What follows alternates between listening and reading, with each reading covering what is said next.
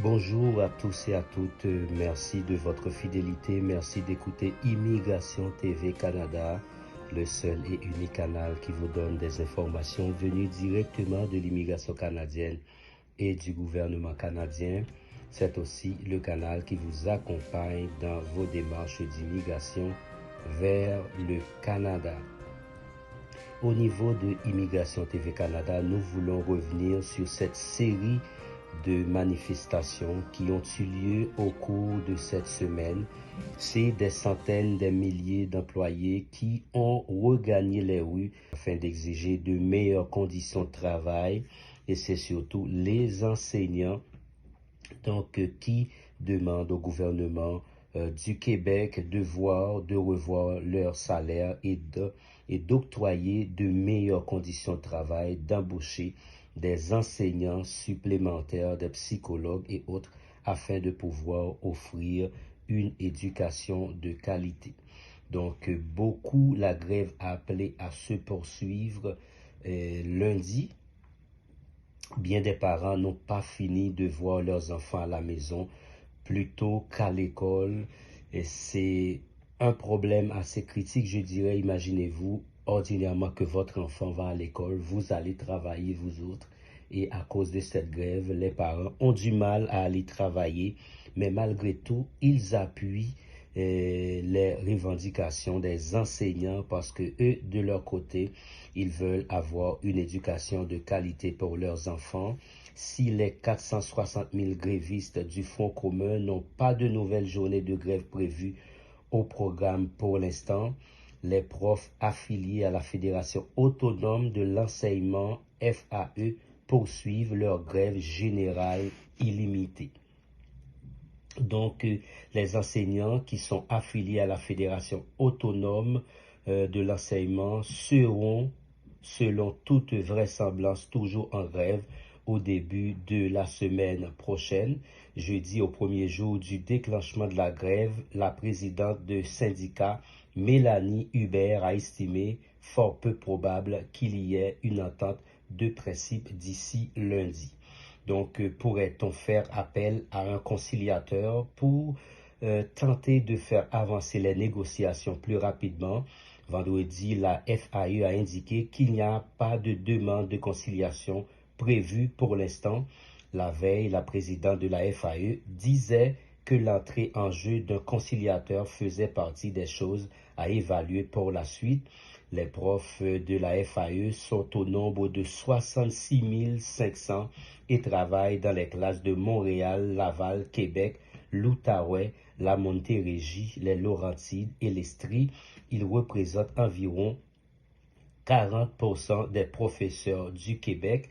Je ne veux pas aller trop loin, mais je vous invite à regarder un petit peu comment ça a été au cours des 5 derniers jours, comment ça a été, quels étaient en quelque sorte les desiderata de ces manifestants, de ces personnes qui veulent qu'on octroie de meilleurs salaires et de meilleures conditions de travail. Non, je les appuie. Mais la grève ne fait pas consensus. Donc ça va être un peu la galère. Il y a des pertes financières parce que si vous ne travaillez pas, vous ne gagnez rien là. Et le moment est très mal choisi. Oui, les enseignants se battent pour des meilleures conditions de travail parce qu'ils ont à cœur le bien-être de nos enfants, mais ça reste que c'est des emplois qui sont quand même très bien payés hein, relativement à d'autres emplois. Donc, l'appui dépend beaucoup là, de la situation du parent. L'opinion publique a vu le gouvernement donner beaucoup d'argent à des entreprises étrangères, souvent, pour qu'elles viennent s'installer. Et cette opinion publique-là va se poser la question comment ça se fait qu'il n'y a plus d'argent pour donner aux travailleurs du secteur public. Mais pour les deux partis, le vrai test de l'opinion publique sera lundi, au premier jour de grève du Front commun. D'un bout à l'autre du Québec ce matin, les travailleurs de l'éducation étaient nombreux à braver le froid. Ils réclament de meilleurs salaires et de meilleures conditions de travail. 10,3 c'est loin de notre cible à nous, mais c'est aussi encore un appauvrissement des travailleuses et des travailleurs du secteur public. On commence à 23 $. C'est sûr que le monde s'en va. À 23 $, je pense pas que ça fait grand-chose. On dirait que le gouvernement nous donne pas priorité sur tous ces autres projets économiques. Comme on est toujours derrière, on est déshérité. Le Front commun syndical prévoit déjà 3 jours supplémentaires de grève si les négociations devaient piétiner. On veut sortir de cette négo-là avec des enseignants heureux qui se sentent valorisés, mais on pense aussi aux parents puis aux enfants. C'est sûr que une grève, c'est pénalisant, il ne faut jamais l'oublier. Quand on travaille là, au Québec pour l'éducation, pour la santé, on ne devrait pas s'appauvrir. On devrait au moins garder son pouvoir d'achat. Tout coûte tellement cher en ce moment au Québec, ça n'a pas d'allure que le gouvernement fasse une offre salariale qui est en dessous de l'inflation. La balle est dans le camp du gouvernement actuellement pour éviter que les Québécois, les Québécois soient privés de ces services-là qui sont si importants.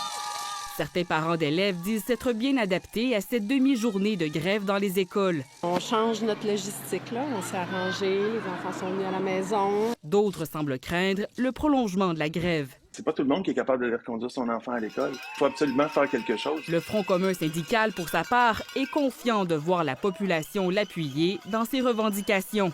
Comme vous avez pu écouter, c'est en quelque sorte ça.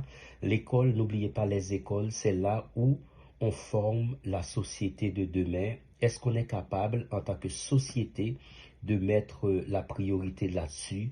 Les profs forment toutes les futures professions. Est-ce qu'on peut s'assurer que les conditions soient gagnantes pour les enfants et les enseignants? Selon un sondage SOM publié par la presse cette semaine, les parents qui ont des enfants à l'école appuient les revendications des syndiqués du secteur public dans une proposition de 79%. Dans la population québécoise en général, 7 personnes sur 10 donnent leur appui au mouvement syndical dans ces négociations avec le gouvernement. En quelque sorte, c'est quelque chose qui est juste. Nous l'appuyons parce que l'éducation, c'est ce que nous pouvons laisser de plus cher pour nos enfants. Donc nous aimerions que le gouvernement ne s'attarde pas à trouver une entente avec les personnes, les enseignants qui sont à travers les rues depuis la semaine dernière. C'est intéressant, c'est important pour nous de savoir comment est-ce que ça bouge au niveau de Québec, parce que bientôt vous serez au Canada. Peut-être que vous allez adopter le Québec pour vivre parce que vous parlez français.